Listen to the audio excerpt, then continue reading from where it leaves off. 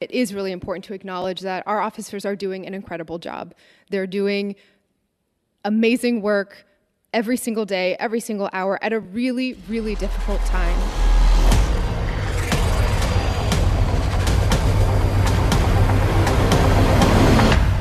Larry, what do you know? That was Mayor Michelle Wu, and correct me if I'm wrong, but it sounded like she was thanking us, Larry. She was thanking us, and she was doing it well. We hear too often on the street as we're talking to our members, whether stopping by a paid detail or talking to them at roll call. Hey, we wish the mayor would thank us publicly. She never thanks us. Yeah. She never says thank you. She does all the time. Yep. Yeah, she's quoted in the Globe. She's quoted in the Herald, and I'm sure the Globe doesn't like writing it. Yeah. But she's been thanking us an awful lot, and rightfully so. Yep. So it's good we give her due. It was important to start today's show with her, hearing from her directly. So, yeah, we appreciate her appreciating us. All right, everybody, you're tuning in once again. Thanks for stopping by, I should say, the official podcast of the BPPA. We call it Answering the Call. My name is Jamie Kenneally, alongside, as always, the president of the Boston Police Patrolmen's Association, my good friend Larry Calderone. Larry, as always, thank you for joining. Yeah, thanks, Jamie. Appreciate the introduction. And again, thank the members for tuning in and listening and hearing it straight from us, clearing up some of the rumors and sharing information that we have. By the way, I think you're contractually obligated to appear on the show, so I do thank you, but you kind of have to be here. I'm not. Yeah, I didn't know we were under contract. Is that something you and Mittman have going on? Something you signed. Okay. Lot to get to, obviously, and we'll get to the contract. Again, great job by you. But before we get to that, I hate to kick things off, but sad note, somber note, Detective Bruce Higgins, active duty Detective Bruce Higgins, passed in early November 2nd, 2025. Just a good guy, well-liked, well-respected. Sad to see him go for sure, Larry. No, awful. You summed it up quite eloquently. CM grad, coach, friend, police officer, father. Donated tons of time to the community and loved his job. So it's a sad loss for everyone. Yeah, and you said it too, big impact. He touched a lot of people, and from the police work to the coaching, he was a hell of a basketball player. Global Scholastic, went to Bridgewater State. So he 6-year battle with cancer. So, obviously so sad to see that. So our thoughts and prayers remain with his family. Shifting gears, Larry, of course, we usually like to start the show with some love for the hardworking men and women in the BPD. Of course, we say it all the time because it's true, but Boston is in fact one of the safest big cities in America. And who gets the credit? It's the men and women on the street that should be getting the credit. And a lot of times people are quoting the union or talking about the BPPA or the department hierarchy. It's the men and women that are answering the calls for service out on the street are the ones that they deserve the credit. They deserve the credit for making Boston one of the safest cities in America. They deserve the credit for keeping the crime stats down. And that includes our detectives and supervisors. They're out there, whether you're talking about the homicide unit following up cases or supervisors and assisting our crew. It's one big family out on the street, and they're the ones that are doing the work. Yeah, we're lucky. We're no doubt about it. You and I know because, we've made careers of this, and there's a lot of good people, big-hearted people doing this job. Speaking of showing appreciation, we got to touch on the BPPA/Law Enforcement Appreciation Day held recently, Larry, at Fenway Park. I mean, this kind of runs to what you've wanted to do since you became president, finding ways to value and appreciate the workforce. And man, oh man, I mean, talk about hitting a home run, no pun intended, but that appreciation day at Fenway Park, talk about it because it was awesome. No, I appreciate that, Jamie. This is something that I think you and I envisioned at a young age. We've known each other for decades. And like most police officers, we get out here and we become disgruntled. It's at one or more times in our career. And we wonder, where is the leadership? Where is the thanks? Yeah. Well, how come nobody thanks a police officer? Thankless job. Thankless job. So that resonated with me. And you're right. We've been talking about something like this for the last half a dozen years now that we've been a team in the leadership. And we've met some very good, very generous people along the way. We have Mr. Lyons from the Lyons Group. We have Bruce Mittman from MITCOM. We have Ernie Bach Jr. We have some constant big name players throughout the city that donated a lot of money. Yep. Yeah, donated a lot of money that love police officers. And they wanted to make this day happen. What started out as just another luncheon that we were going to do. You know how Ernie Bach feeds everybody on Thanksgiving, and he's generously going to do it again this Thanksgiving. Feeds everybody working the day tour of duty. They can't be home with their family. Well, let me just stop you there. I mean, we've done the turkey giveaway on Thanksgiving. We've been doing that since you got in. Alma Gaucho on Labor Day. Yep. You know, so I mean, the record shows that this has been important to you, and you've been able to pull these things off. And it's all about, again, acknowledging and appreciating the officers. But the Appreciation Day is the holy cow, crown jewel. And that's the part that I really want to pound home. What we're doing from the union leadership is for our members. It's for their families. Whether you, as a police officer, agree with every single thing or decision that I or we make is irrelevant. We're all cops, and it's right to thank police officers for the job they do, for the time they miss at home, for putting their life on the line, for being there for others. And we don't get it enough. And, you know, the machoism that's out there with us all that, we don't need to be thanked. Of course we like being thanked. Everybody likes to be thanked. Of course you like that. So to be able to get together, and again, what started out as the Lions Group wanting to do what Ernie Bach does, what Alma Gaucho does, turned into, hey, what if we pooled our resources?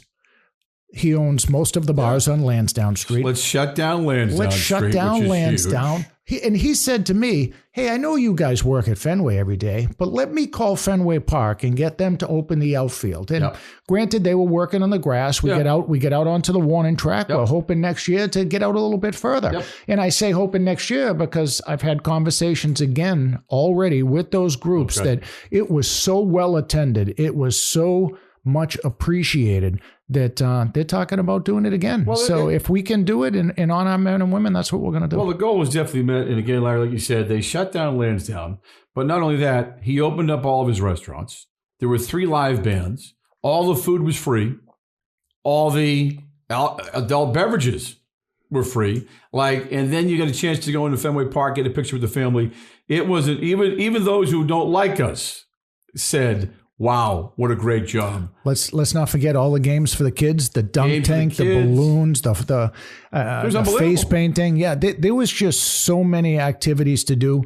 We can't leave out a bomb squad unit or Harbor Patrol that brought the boat over. Yeah, things that maybe our kids get to see because they're police officers' kids, but they don't get to go to Fenway Park every day and walk on the outfield. They don't get to have snacks, cookies, food, unlimited, cotton candy, dunk tanks. Food was great. Yeah, you just don't get one day out of the year totally dedicated to you and your family for what you do on a daily basis. And we were able to provide that not just for BPPA members, but for all police officers within our department and the surrounding departments behind us. Yeah. So it was a great day. If you missed it, we're quite confident you heard about it. We're selling tickets next year, which is so great. That's how great it was. Well, we really hope to do it again next year because it's the first time in the 31 years that I've been around that the union was able to provide such a great afternoon for our members. So we hope to do it again. Yeah, a lot of smiles for sure. So great job. All right. So the big topic of discussion, as you know, contract extension, members recently ratifying the 1-year deal, overwhelmingly ratifying the 1-year deal. I think of those who voted, 70% said, yep, we like this deal. We appreciate the hard work you put into it. Congratulations. This is your second contract. Thank you. And just real quick, I mean, how proud are you of the work done, and what do you like about the deal? Yeah, I'm super proud of the work that we've been able to accomplish. We have a great team down the hall. Our leadership team has worked very well together. We're very understanding. We speak out on issues that maybe we don't agree with, but we do that like professionals at the table. We hammer out deals. We come to conclusions and agreements like we should, representing our membership. And that plays a big part in coming to deals. I know people see that, hey, look, we have a great relationship with the mayor. We had a good foundation with the mayor when she was a city councilor. And let's not kid each other. That plays into collective bargaining. Relationships matter. Yes, they do. But it's also, we have a great team behind us, and you're part of that as well, as you know. And I want to make sure that I acknowledge everybody at the table as you give me credit for the contract. Yeah, I'm the guy sealing the deal. I'm the guy that's at the table. But it starts with the whole team at the Hall, and we delivered now a second contract to our members. How do I feel about it? I think it's a great contract. Yeah. Anytime that you can put pensionable monies in your members' pockets, provide more for their dinner table, for their family, for their vacation, whatever it might be. Anytime that you can put money in your members' pockets, you do so.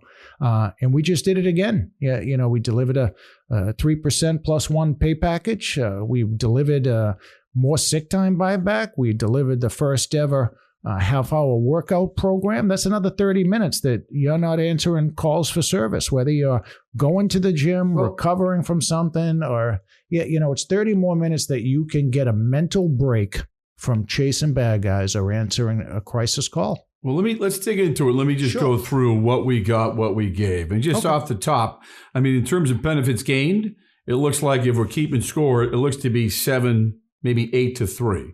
Okay, and I'll just run through them. Sure. Obviously, the pay increase, 3% plus 1, right? 2% COLA, 1% hazmat, 1% TCAP. You're looking at 4% annually. Huge.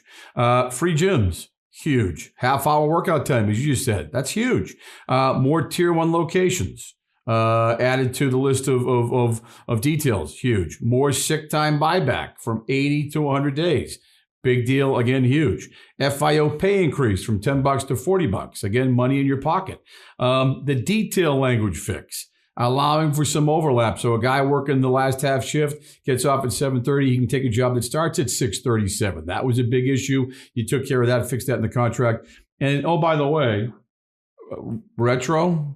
Full retro, baby. I mean, full retro. I know some of the younger guys don't get it or appreciate it, but I know once upon a time, if you said to our members, hey, you get me full retro, and I'm going to ratify the deal. And now retro has become the norm. That's unbelievable to me. Well, yeah, you know what? Let me jump in on that topic. I know you want to go through the whole thing, and I appreciate it. You're doing it well and thoroughly. Let's stop for a minute with the retro, because hopefully a lot of our younger officers are listening to this. And when I say younger, I'm talking 7 or 8 years and below.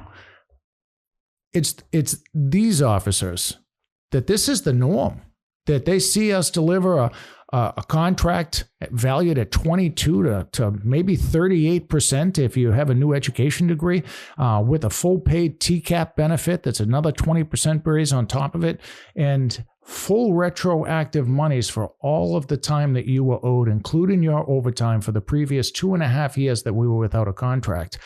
Thanks to the mayor, by the way, and this team. Yep. But delivered full retro money. Some people got rather large checks. They were owed that money. Yeah. But this is the first time ever that we got full retroactive money. And I don't think that the gravity or the weight of what we're saying has touched home with some of our younger officers. They don't get it. And just because you're owed it doesn't mean you get it. And that's what we learned in the past. And I know under Menino and others, they would cap the retro.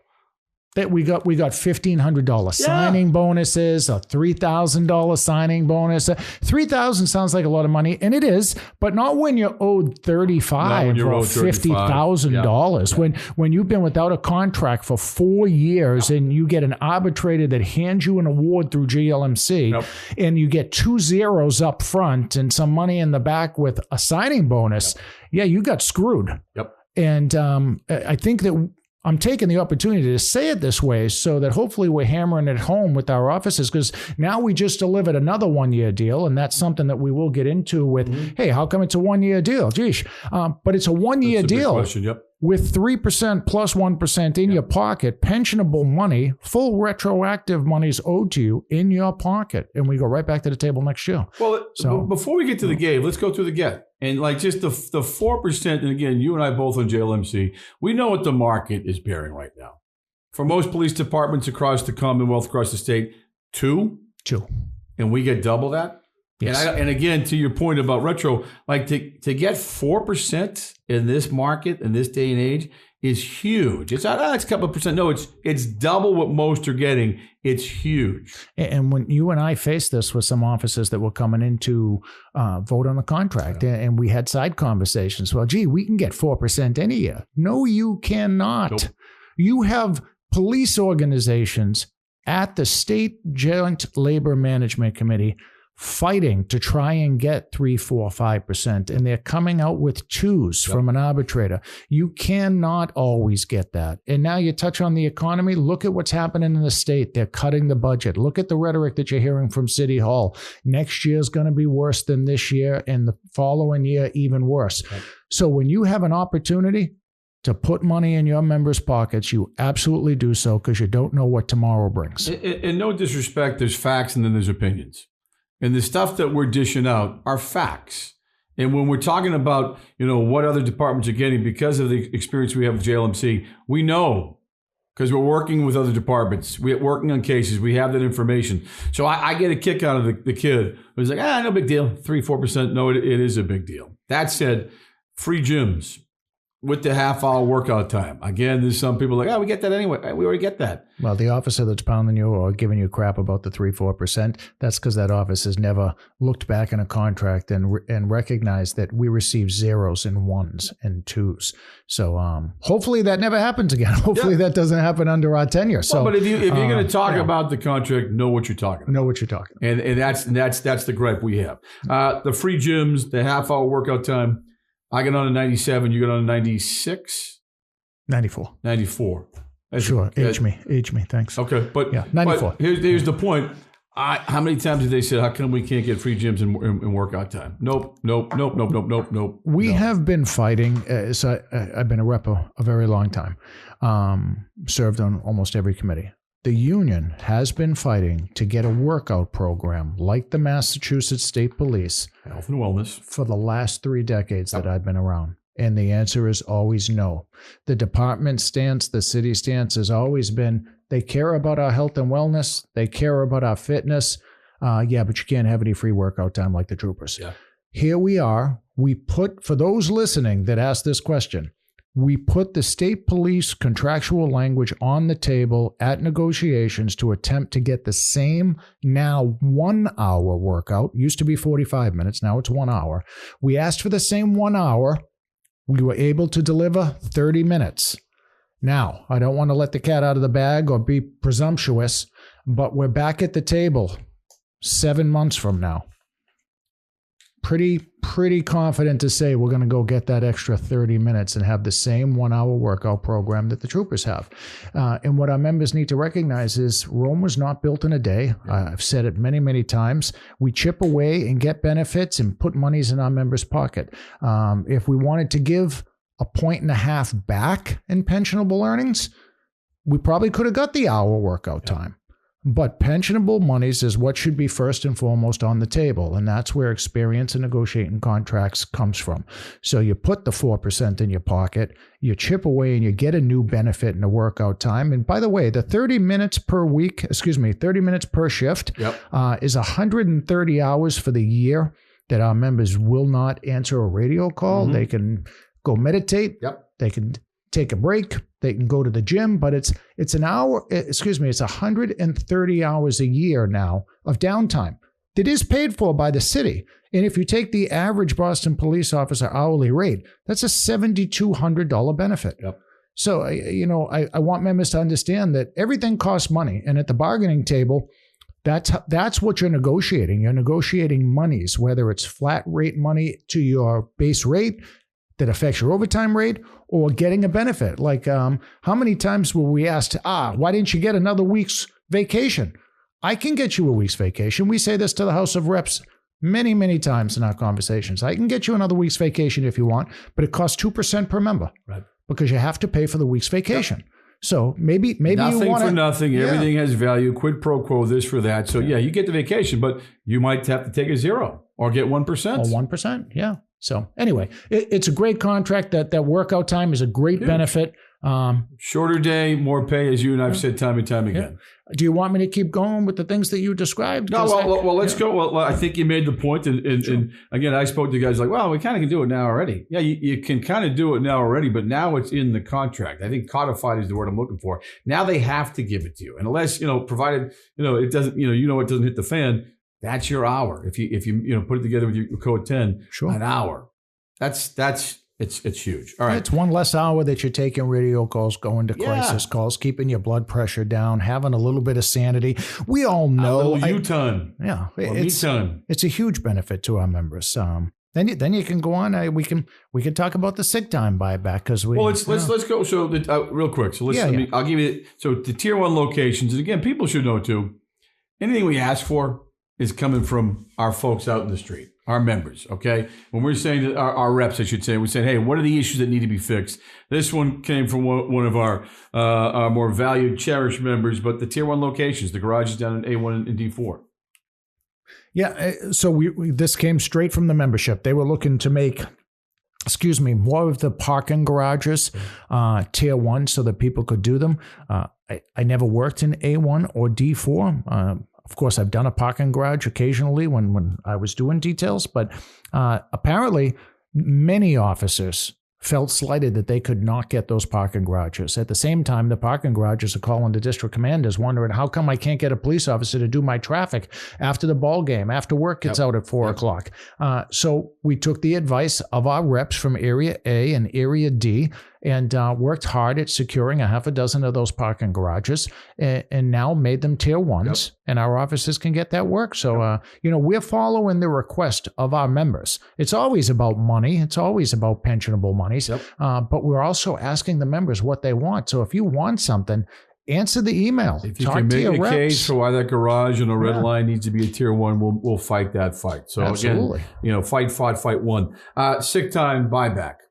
Another great benefit. And there were some people that said, that's just for the older guys. Well, it's for the older guys right now that might be going out the door. But it's for everybody. And I explained to a younger officer who is TCAP eligible. He has 4 years on the job. He was thanking me for getting his 20% pay raise. And he said, but the sick time, I don't understand how it helps me. So I said, think about this. Whatever the value of your sick time is right now you can buy back 80 days valued at X amount of dollars. Think about 30 years from now, how valuable those sick days will be. And you can buy 20 more, by the way. You can now buy 100. Yeah. So it's like a bank account. It's a savings account. It's like one big savings account that just continues to compound more value year after year. And they're just like, I didn't think of it like that. It'll be worth 4 times as much money. Mm-hmm. Yes, it will be. Yep. And hopefully you'll be able to buy back all of your sick time. Yep.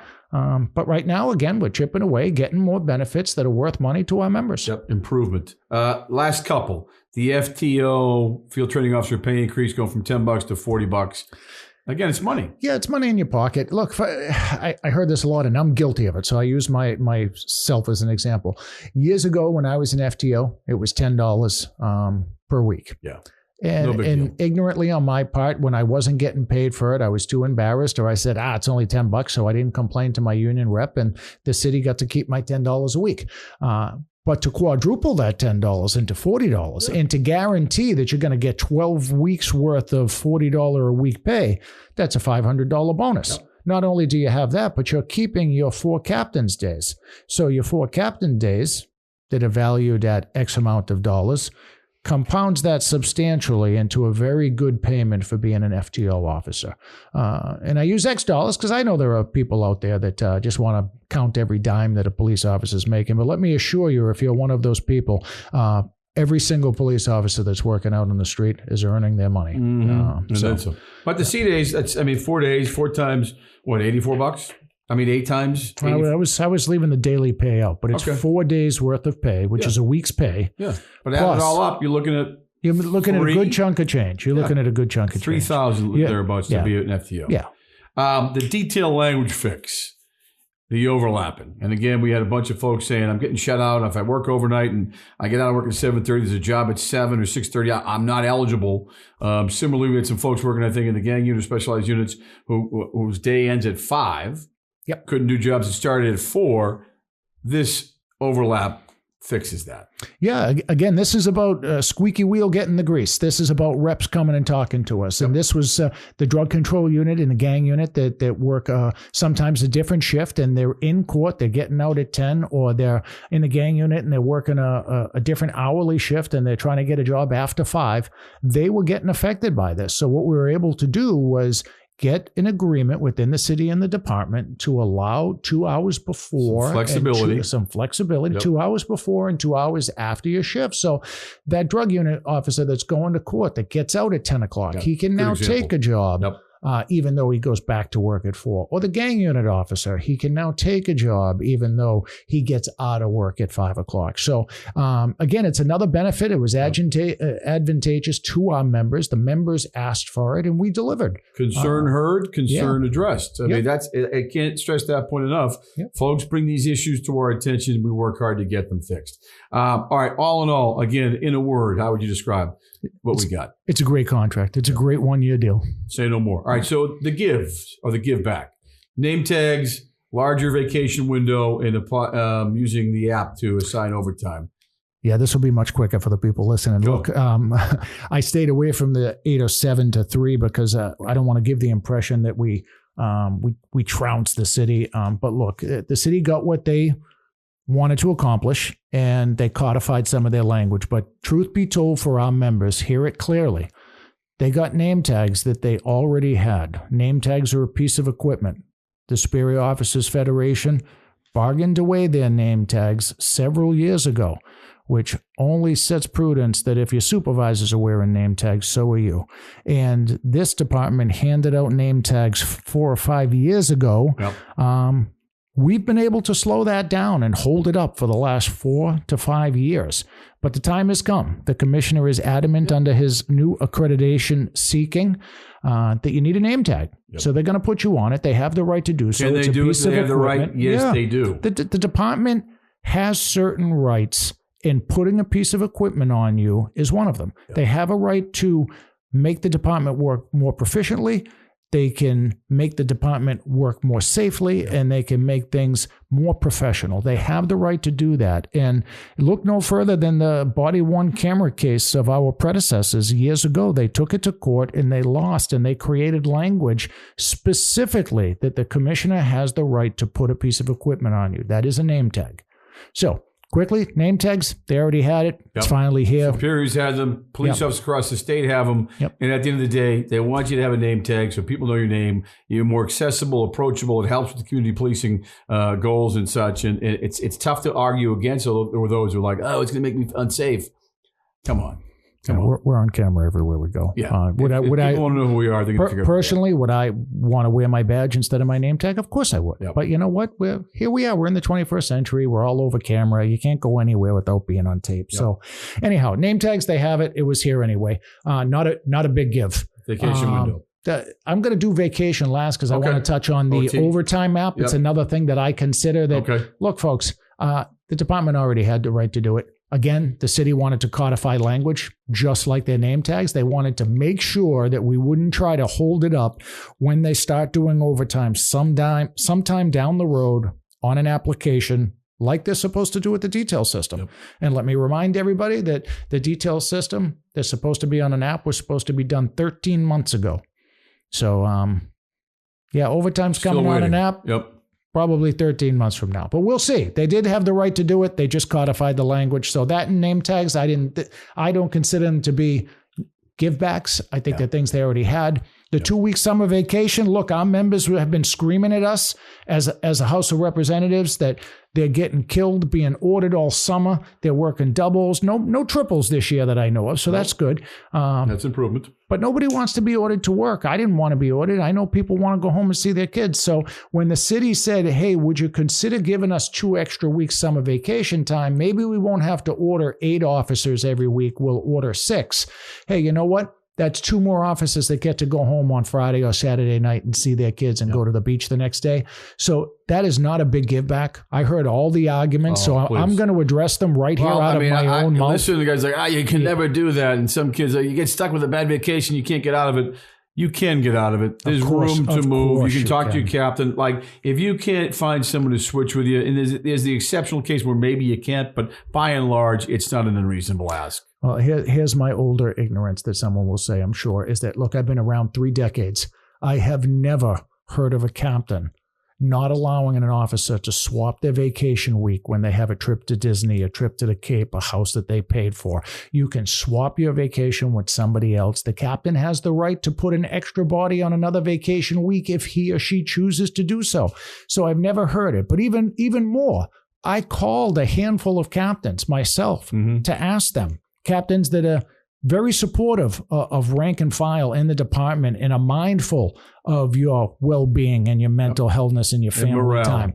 And they told me specifically, Larry, if anybody complains, call me. So to everyone that's listening, any police officer at all, if you have a problem changing your vacation week, you call me personally at the Union Hall and I will call your captain. Awesome. I've never heard of it happening, Jamie, but if it is, we will help you change it. Yep, I love it. Okay, so the invitation is open. If you need some help, call Larry at the hall, and he'll work to take care of you. All right. Next steps. Obviously, we ratified it. Huge step. Now we have to put it before the council.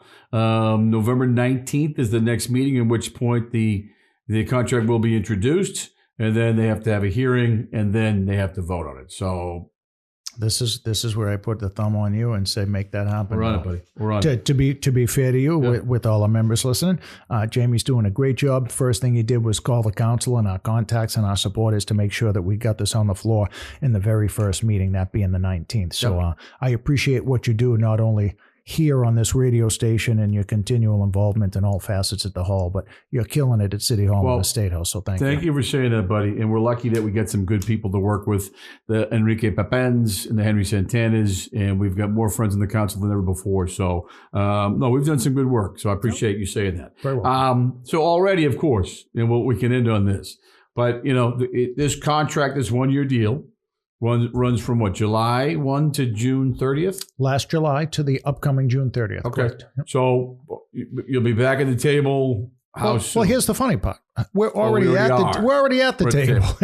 And let me just tell you, because you didn't touch on it, but there was this crazy rumor out there. I'll call it a rumor and an accusation that we snuck in evaluations. Larry signed a side deal. Hid the language in the MOA. We don't want to have a podcast without addressing this. That is completely false.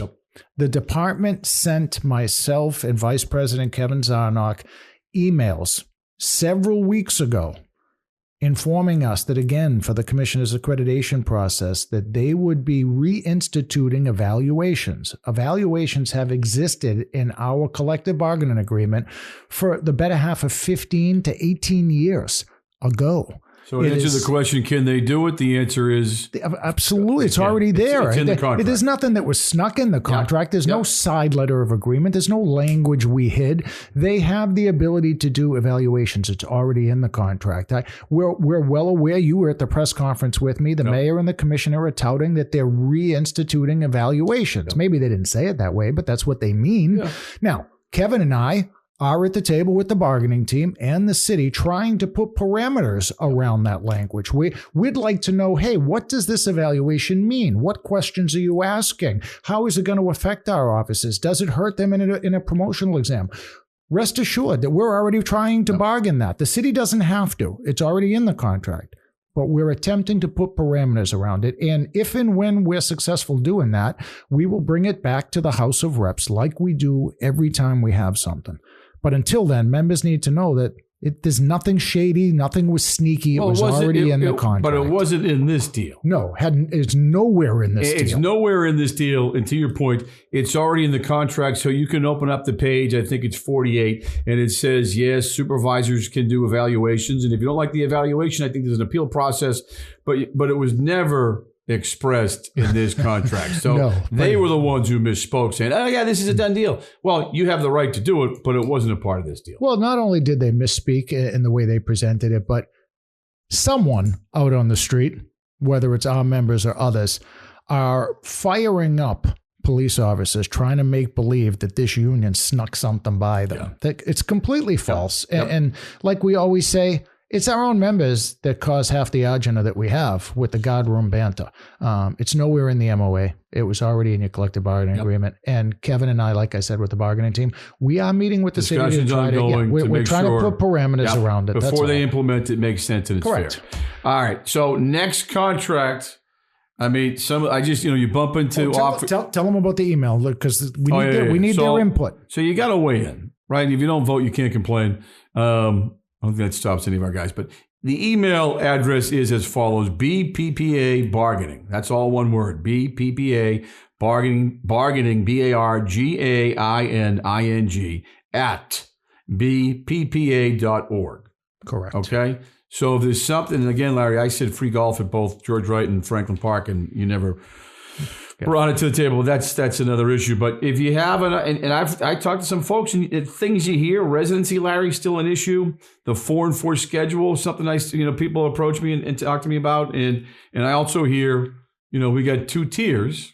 Yep. Tier 1, tier 2. Why not one pay rate? Well, we are going to. So those are some of the things. Well, just so the pay rate again, we're going to attempt to get it back to one pay rate. Maybe close the gap if we can. Yeah.